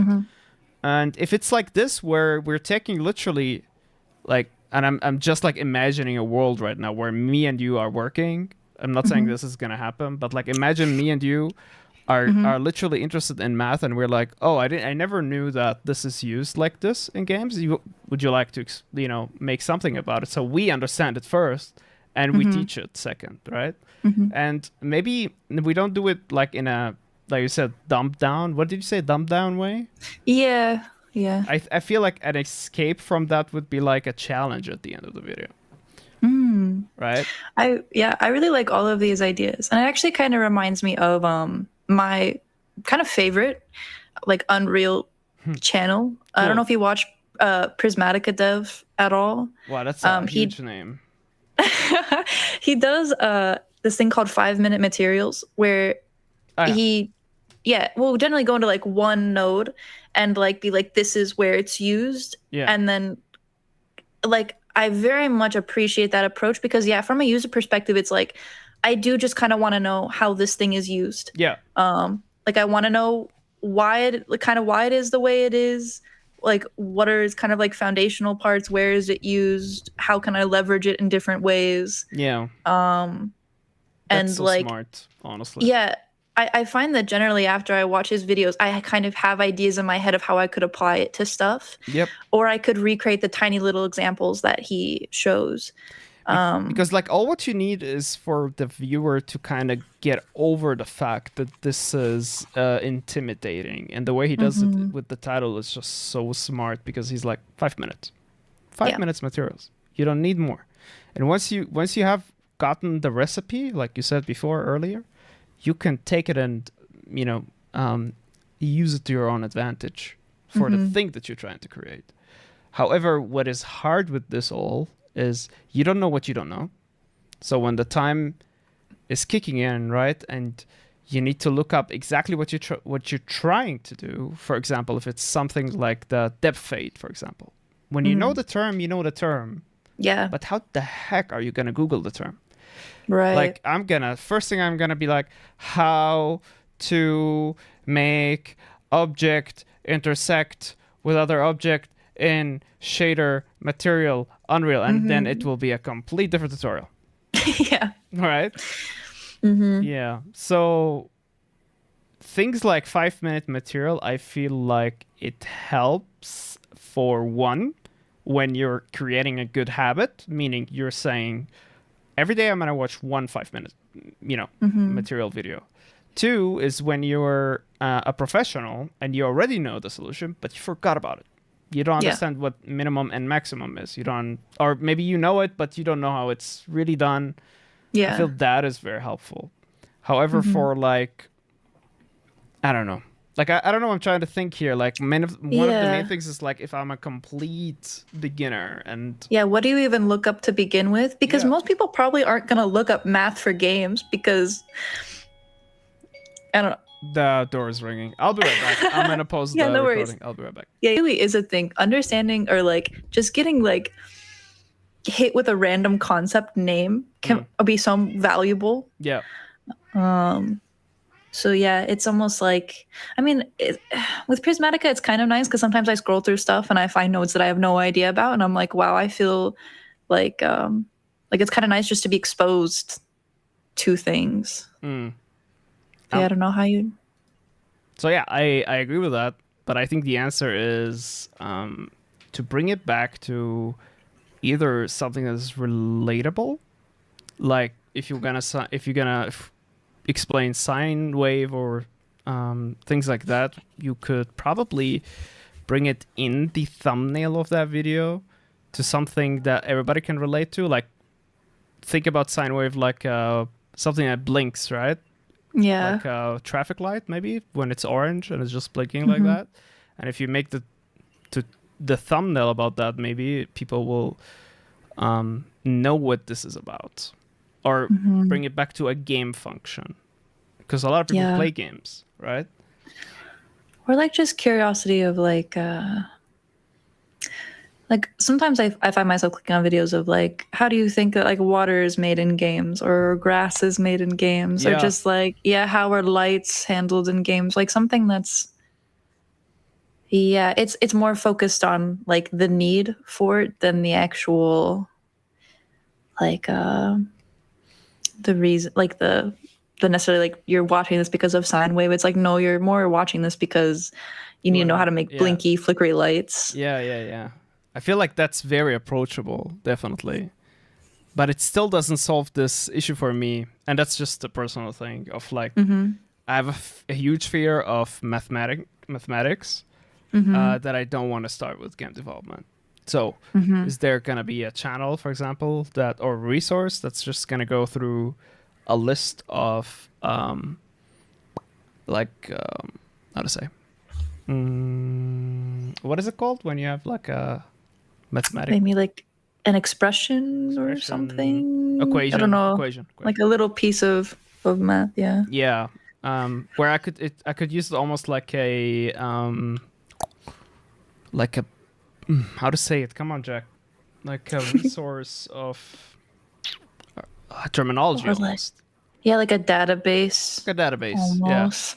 It will probably not get a lot of views, but like if your tech director is telling you, it's easy, you just do the whatever equation and you should get it done, and you don't want to ask for the question, so you just start looking it up. But the first thing you see is like a video of a person in front of a thing and explaining it in using 2D, but you have no idea how that's actually used in Unreal.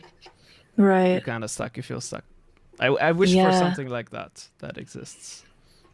Of almost like you look up a math equation and then you see someone like in Engine actually using it and explaining it. Like how to use module. What is it called? Module, right? Or modulo. Modulo, exactly. Like what is modulo for games? Right. As simple as that. What is modulo for games and how is it used? And it literally goes through the why you need to know this in the first minute, and it just gives like 10 examples or something.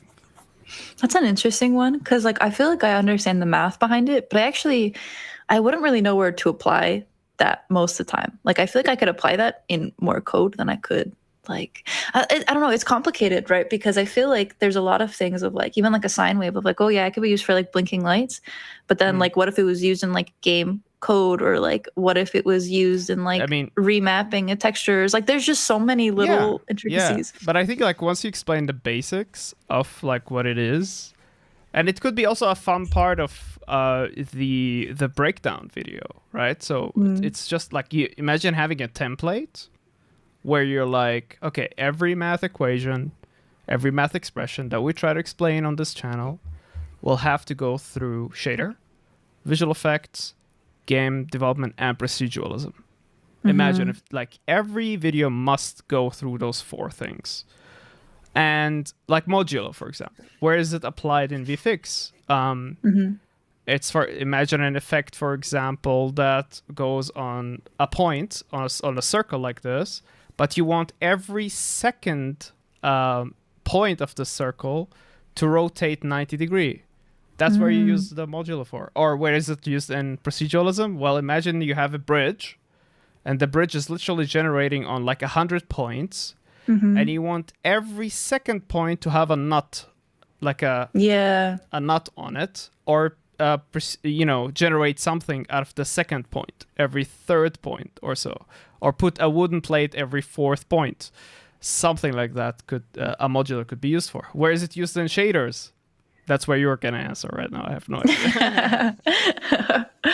idea. I've seen it. I think honestly having it being shown in multiple different, I was gonna say mediums. It's not really mediums, but like like kind of like you said, like a material versus a V effect versus like in Houdini or something. Yeah. Yeah, and different disciplines, I think actually really hones in how universal the concepts are. Yeah. And it's like, it's not just a little trick that can be used in this. It's like, if you understand this, it's like you can kind of apply that to most parts. I think that's almost the most powerful part. And having it not just specifically be tied to one, like, oh, I only know how to use a sign if it's in a material graph. Yeah. Yeah, absolutely. Like, where is it used in HLSL, for example, and how to do that? I would love a channel like that, honestly. Because I think I would love a channel like that too. Yeah, to have like a little quick thing. Here's a little little thing in HLSL. Here's a little thing in the shader graph. Here's a little Houdini thing. Yeah. Maybe here's it Unity, like in Unity or something. Like, I would love that. That would be a really great resource. Like, imagine how helpful this is just going to be, like, for everybody involved. And right now, the informations are so scattered everywhere. There's no one thing to look for. You might be lucky to be in a forum somewhere, someone answered in the 10th comment, and it was the right answer for your case. Right. But if you bring those things together, regardless of which engine you're using, because a lot of people think like, oh, if I can make a shader graph, like Unity shader graph material, I probably can't do it in Unreal. And the fact is, you'll be shocked, because like once you understand what a sine wave is, you can literally just Google how to do that in Unreal, and you'll find the nodes for it. It's maybe a little bit different, but not that much different. Just a naming or a button. Yeah, that is literally the difference. I think that could also, it could help people, because like I remember like going into Houdini, people saying like, oh, the curve, like the learning curve is really high. And I think it's really high if maybe that's your first introduction to anything like that. Yeah. But like even just having a little bit of knowledges in other node networks, or just being exposed to literally anything else, I think can make going into Houdini so much more accessible. I could tell you, like, having like worked with Material Editor and Material Maker and Substance Designer before I dived into Houdini, it made it much simpler. I never noticed really the learning curve, like you said. It just happens to be a very common workflows with nodes and things like that. Like, things has a start, they have a beginning, then they go through processes of nodes, and then they have an output or an outcome. It's as simple as that, if you think about it. You could do anything from making a cube to creating a procedural bridge or procedural planet, what is it called, tree generator or whatever. You can do a lot of things. I love how interconnected most of these things are, and how like learning this can make it so much easier to learn other programs. Like I just started using Gaia, and I have been really fascinated by Gaia, because it's almost like if Substance Designer was made for replicating like natural erosion patterns, or like geological patterns, which I think is really fascinating. Like it makes it really easy to get good results, but I almost feel like there's some untapped potential in there for other things, like making. I've seen a couple people make like tiling textures out of Gaia, and I'm like, honestly, I don't know if I'll ever make a rock pattern in Designer again if I could have like really intricate erosion simulations in this. And it's like, it's the same kind of workflow and same kind of like thought process, but has been a little bit more tuned for like these very specific kind of like simulation things. I don't know. I've just like, that's kind of been like my new little obsession of the week. Yeah, so it's GAEA, right? Yeah. Or GA, Those are crazy results. They're very like realistic, and some of them look like they're captured from Mars or something. Yeah. Crazy. It's really cool. And like initially I was like, oh, this feels just like very template-y. Like, oh, it's almost so easy to get such a beautiful result that I felt again almost a little cheated again, of like, this is being dumbed down for me. Of like, I would love to know how this actually works, like how are they doing like these erosion notes? I think would be really fascinating. Yeah, but I feel like that's again this thing where you should probably learn how to render a cube from scratch using That I should. HLSL. Indeed. Wow, so many interesting topics we covered today. But I'm really Yeah. the most interested in the idea of like making these equation accessible for people. Mm-hmm. And I'm not claiming like that I know all the equations, but I would be Yeah. interested in putting In learning. time and learning and teaching while learning as well. And just like even if we're not correct, like even if I'm not correct about teaching these things, someone in the comment will will let you know. Yeah, for sure. Yeah. No, it's really awesome to know that like there's even one other person interested in that idea. Because I've pitched it to some like more math averse people or people who don't find as much use for it. But I do really think it could be so helpful for people. Yeah. I 100% believe in that, honestly. Like it would be even funny to go through like what a 12-year-old goes and learns about algebra and just like Yeah. demonstrate every single thing in that book in games. You know what I mean? And it's just like, oh, and then if they're watching this, they're like, oh, this is what module is used for. How to make your 8th grade math class useful. Oh, that's pretty good. Yeah. How to make a game with into a game. 8th grade math. Make games with 8th grade math. Yeah, that's kind of cool title almost. Yeah. You could honestly even do every grade of like all the math stuff you could do, because like there's so much you could do even just with like adding and subtracting and multiplying and like some fun stuff. So that's basically how computers work if you think about it. Yeah. But that would be such a fun thing to do just for schools. And just like, okay, let's make a game with the math that you're getting in first grade and for second grade and then third grade, right? And things like that. And they just get more complex out of there or from there on. And you can even sell those for schools or something. That's what I'm saying. I'm like, I think kids could really like some things like that. Investors, if you're listening to this, call me. Don't call Finley, call me.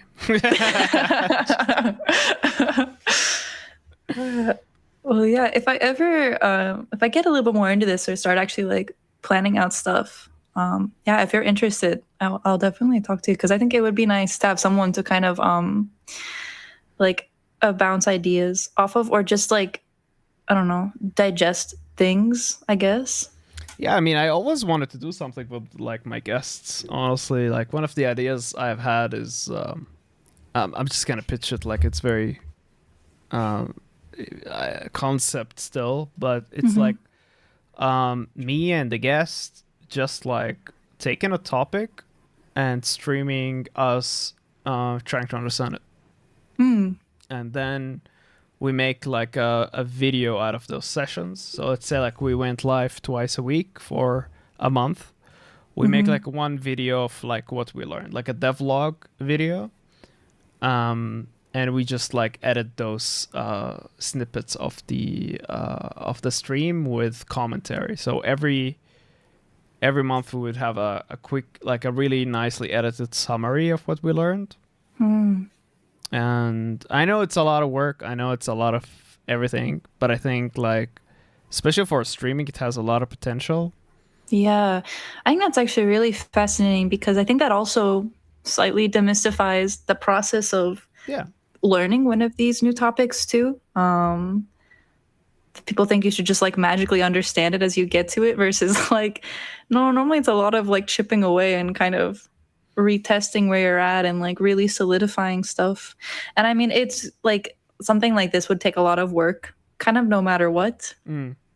So like, that's a really cool idea. I think like, because I do those Let's Learn streams.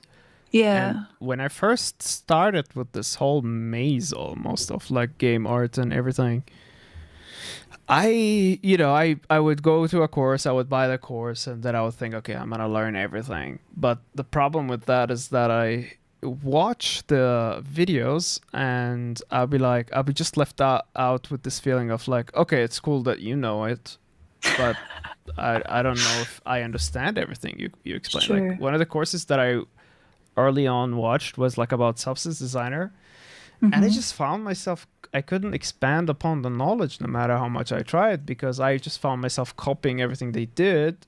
And whenever they would like try to explain what the node does beyond, like whenever I found myself curious, I felt like, why am I not with in a call with this person? Because I have so many questions, and you just miss that in online courses. Because in reality, like when you're sitting down, there's a teacher, an instructor explaining to you something, or two or three, you would ask questions because it's live. There's like an interaction, right? And we don't have that in with like self-learning online. You have to again depend on forum interactivity and Discord interactivity, and you're again count on yourself to ask those questions for people who didn't even taught the course. Right. And like the whole responsibility of you explaining the concept that you to begin with didn't understand falls on your shoulders. So instead of like having that in the moment, ask the question and it's done, it will take you maybe a week to formulate and someone to answer you back, and maybe you'll be lucky enough to get the answer that you were looking for. So like almost so I decided to do to showcase this, to document my journey of learning and to be held accountable of my journey of learning in the sense of I will hold myself accountable. It's like, okay, the people who were joining me on this journey now are expecting me to continue, right? So I really wanted to highlight this this idea that there's a lot of sweat, blood, and tears almost when it comes to learning. But this is never covered. Everything is packaged in a way where it's like, oh, you will learn. You will take you from zero to a hero, from a beginner to expert. But that's all BS in the end. It's all hard work. You have to do the hard work. Maybe they give you a little bit of information, and maybe they expand on those information, and maybe they don't either.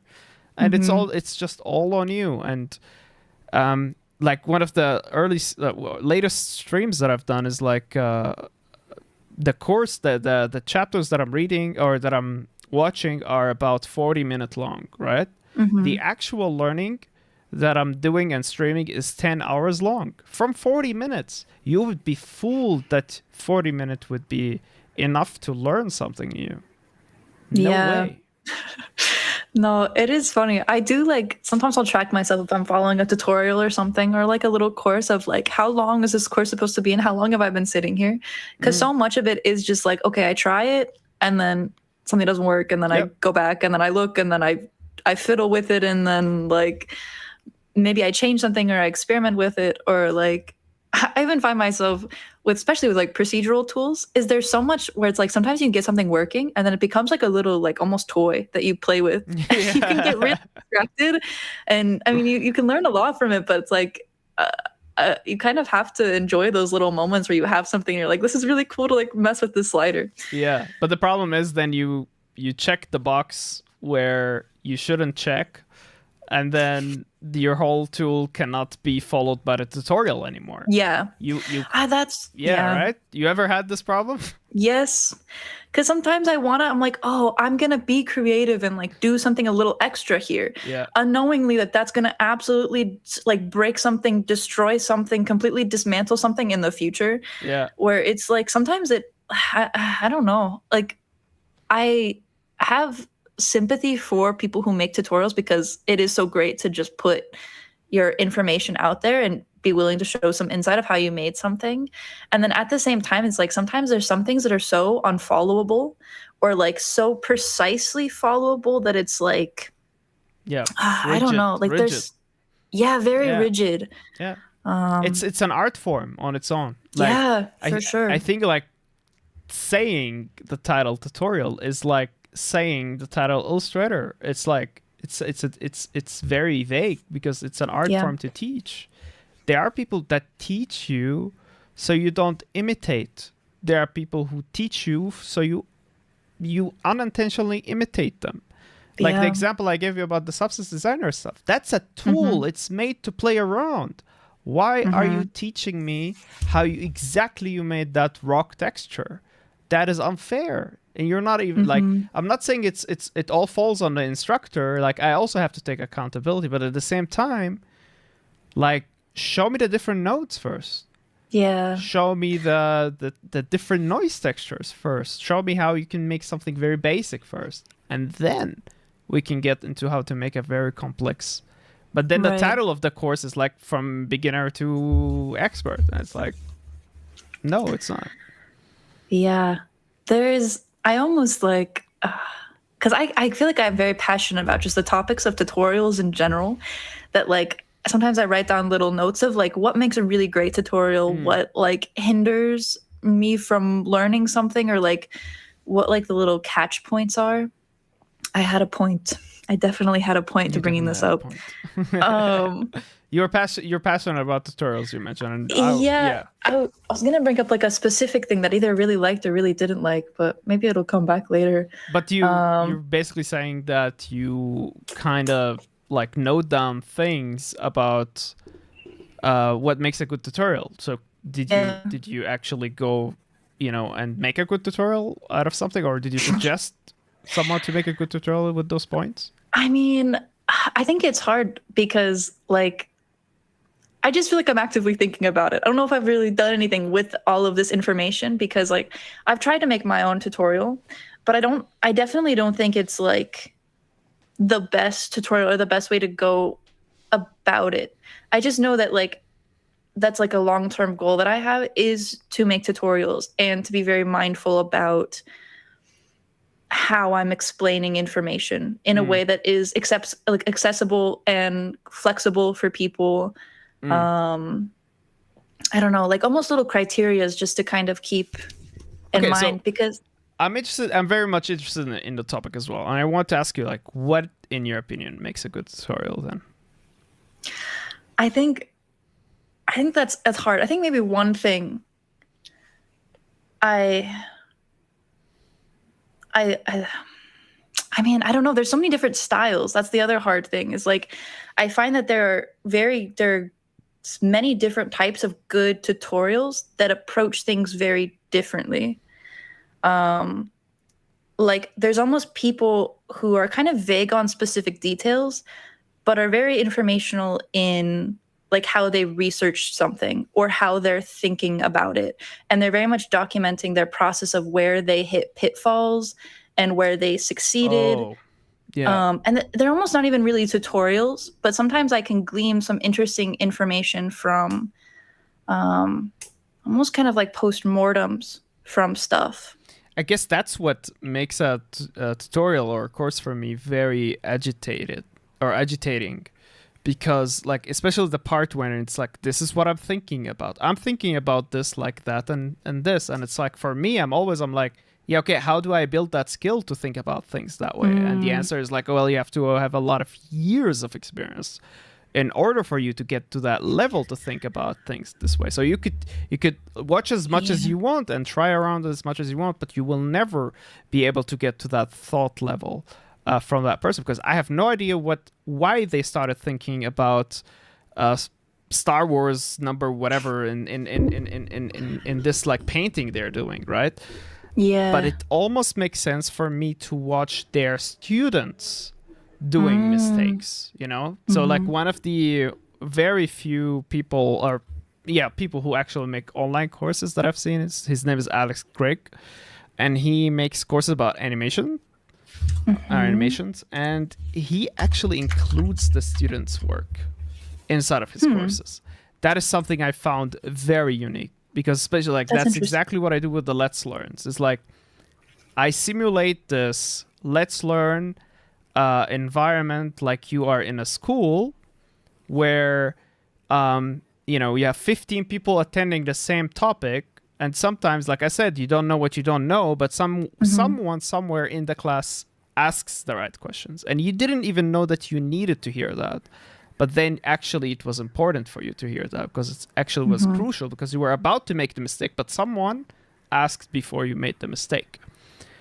And I felt like that is so important, because, hey, although I can't relate to the teacher who has 15 years experience, 50 million years of experience, I can relate to the student, to the average Joe, who is just starting from zero and has no background into whatever the thing that they're learning. I can relate to them.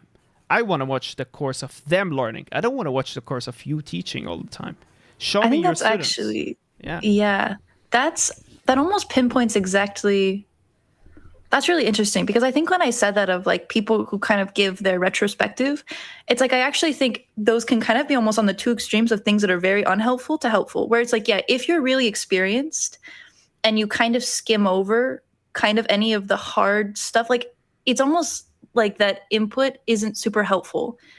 Like I do think it's almost kind of a curse that once, because I thought for a while, I was like, oh, if I become really knowledgeable, I'll be better at making tutorials.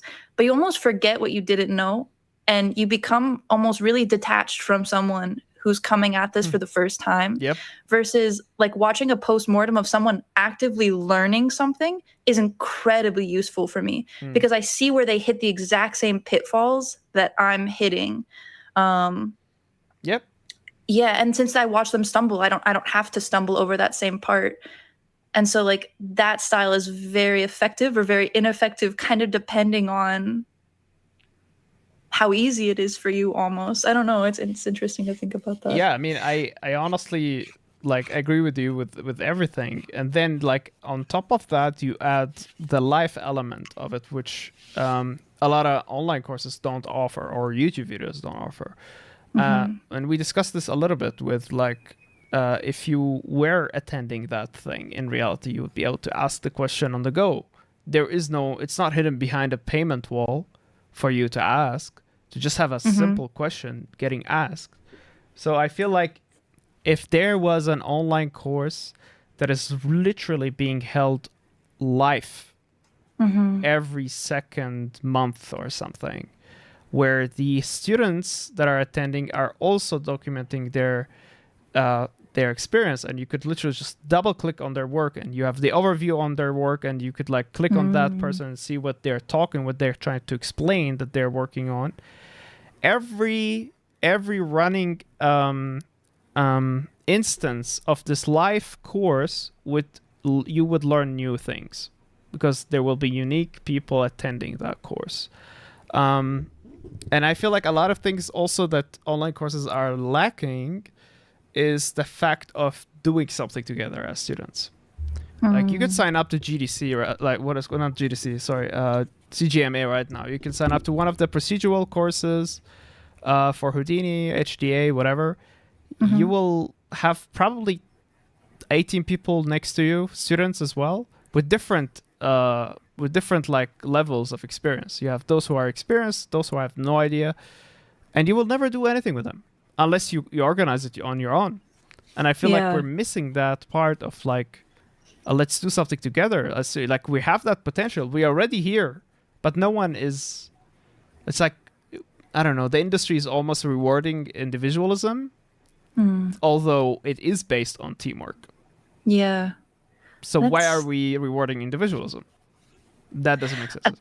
And I feel like having a community of people like that is so valuable, because it's almost like again, kind of at my school, like it wasn't really a tech art school, it was more environment art, but there was like maybe like 5 of us that were like more interested kind of in that space, and we like made our own little Discord. And like I don't think we kept up with it great. Like I'm just not great at being in like Discords in general, or being on online forums. Like that's not super appealing to me. But just being able to like I see they post something and they have a small breakdown, and I feel very comfortable being like, can you explain that to me?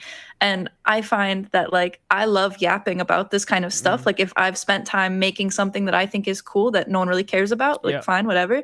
I'll normally find some random person to be like, look at this thing that I did.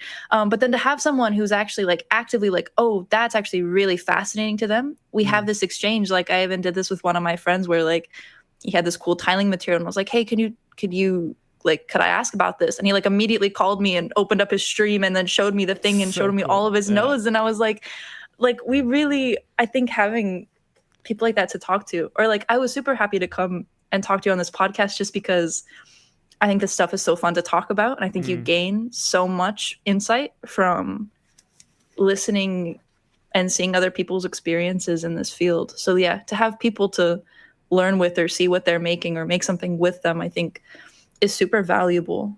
Yeah, make something with them, definitely. Like the act of jamming, almost like musicians do that all the time. They meet in a garage somewhere and they start jamming.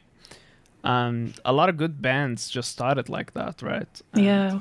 what it does is it simulates a team environment. Like, even though that there's no budget whatsoever or whatever, you all, like, as group of humans, a group of creatives, you all know you want to create something cool. And you have to create something cool, otherwise you can't land a job. And you just get together, you make a jam, you make an art jam. I don't think that exists as much as we think it exists within the games industry, but I think those who do that often find a publisher and then they can make a game. So, like the art jams that we see every now and then. But there's almost no specific art jam out there, where it's just like a bunch of artists are just creating an art thing, like in the art, in the game art related topics. And we're missing that. I mean, unless you organize it yourself, sure. You can go ahead and organize it yourself, but good luck if you're an introvert, right? Yeah, definitely. Or good luck if you don't have friends. Yeah, if you don't have friends, that's hard. Because you can join little jams, but yeah, if you don't have someone to immediately go in with and you're just doing it alone, yeah, I don't know, that'd be interesting, of trying to organize something like that. I feel like it's even just hard with artists too to get, like, I don't know, maybe it isn't as hard as I think it would be. I just wonder how much knowledge there is hidden away because it's just not recorded and it's not on YouTube. Like, there's so much knowledge like that is done in those jams or behind NDAs, or like there's so much knowledge that we could all learn from, but it's just it's inaccessible in the sense of, like, you weren't there. And if you were, you would have been you would have learned more. But and there's this also, like, a tendency to always package things, like we mentioned, right? Like, with content, with, like, YouTube content, everything has to be approachable, and because otherwise it wouldn't be pushed by the algorithms. And nothing about, like, I mean, unless it's a live video, like a live stream, that's the only thing that I could think of where YouTube would push it, even though it's not, like, well packaged. Well, it's not edited anyway, so it's just gonna recommend it to you. Like, hang out with this guy who's trying to learn whatever. Yeah, that is valuable. So if we ever get to do something together, like a math jam. A math jam is a cool name, honestly. Write that down. Where we just, like, trying to learn how to use a function or an expression or an equation in different disciplines, and we're just figuring it out together, right? It's not just me alone, right? We can have even more people around us who, it would be cool like that, and would just, like, share our screens and try to understand something and put it out there in a live form where even people will be participating, even helping sometimes. We're like, yeah, have you tried this? And I'm like, oh, okay, cool. That's what happens on the stream often, where it's like, it's in the settings under this and under that. That's so fun. Yeah. I kind of have a question for you about, like, streaming, especially your learning, because I've thought about this a couple of times where it's like, maybe it would be nice to just, like, kind of stream, like, a development process. But I normally always stop myself because a ton of my process is watching YouTube videos and making stuff that I'm probably never going to actually use in the project, like, kind of going down those rabbit holes. Yeah. And I've always kind of seen that as, like, almost like a negative thing.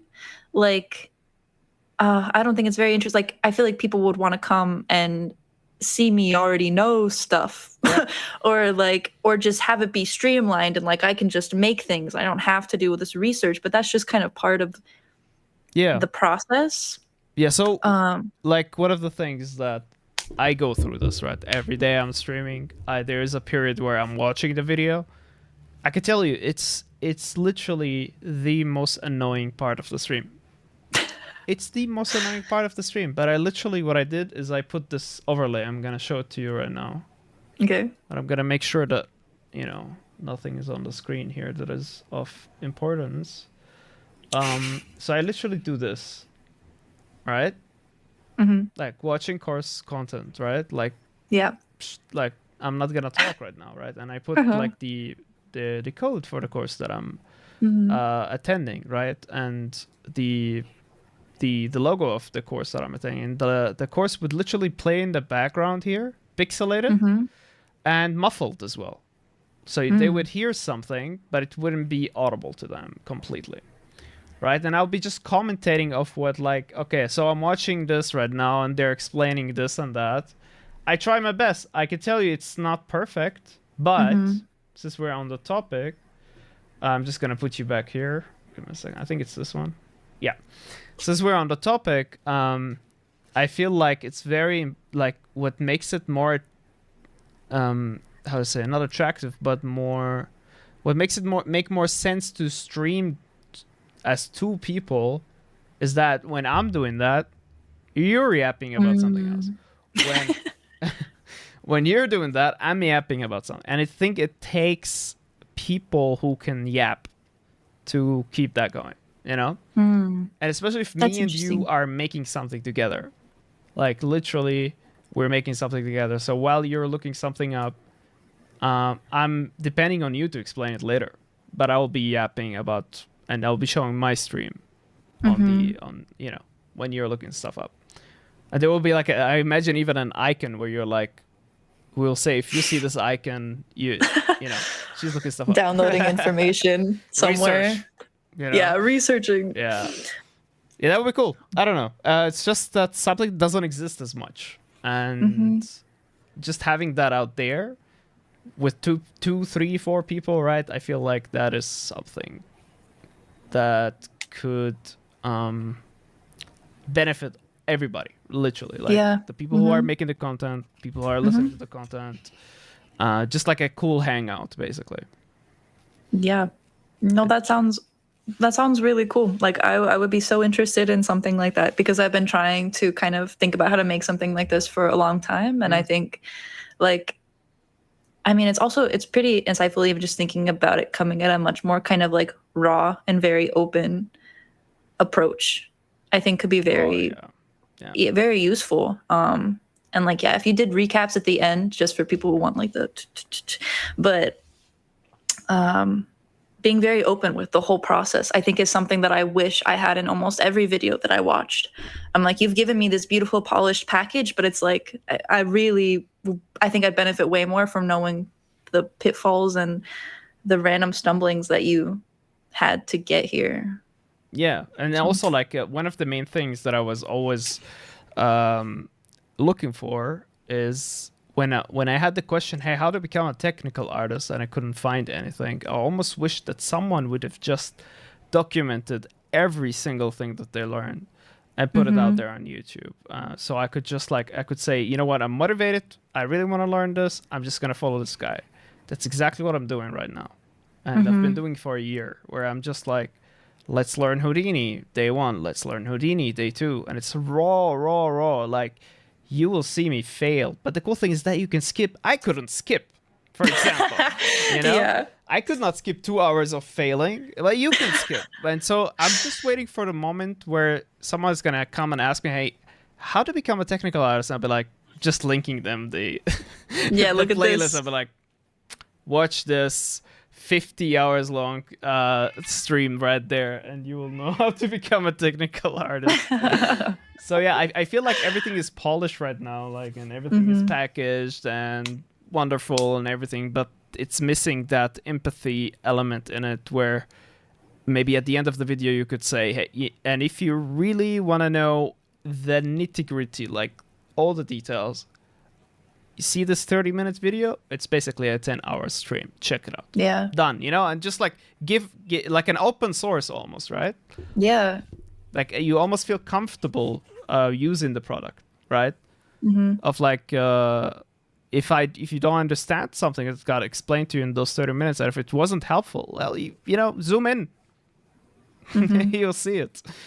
But I don't see that form of content of like, let's take our raw content, put it out there, but also give like a packaged version of that. Yeah. I generally find one or the other, and they're both a little inaccessible in different ways. Yeah. They're both super inaccessible. And it's it's really time consuming, like, as well. Before I went on the podcast with you, I was literally trying to find automated ways to take my stream, which is like the last 2 parts of my stream that didn't make it into content yet, and make it into 30-minute long of me, like a devlog almost, of me just going through it and say, like, I spent 10 hours trying to learn how to make a barrel fire, and I will sum up the 10 hours for you in 30 minutes. All right, let's go. And I would just go through the 10 hours and be like, oh, I had two hours here trying to fix something. Let's skip that. And, at the end, I'll be like saying, like, hey, but if you want to check it all out, first, either buy the freaking course and you would support me and I would get affiliation money, or watch the 40-hour stream. I don't care. Either way, you win. Exactly. Win. Yeah. All right. I don't know if you still have time. No, I'm about running out, but yeah. I got it. So yeah, at the last thing is like what I like to ask my guests is there anything you would like to promote, talk about still, and maybe. I just released this game that you're watching on the screen on Steam. It's called Mold. It's free.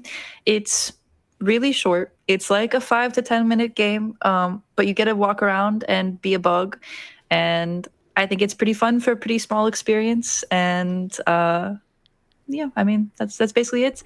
And then, well, I was going to say, because I do have a YouTube channel at the moment, but I think I'm probably going to make a new one to start posting on, because it's kind of old, like random school stuff.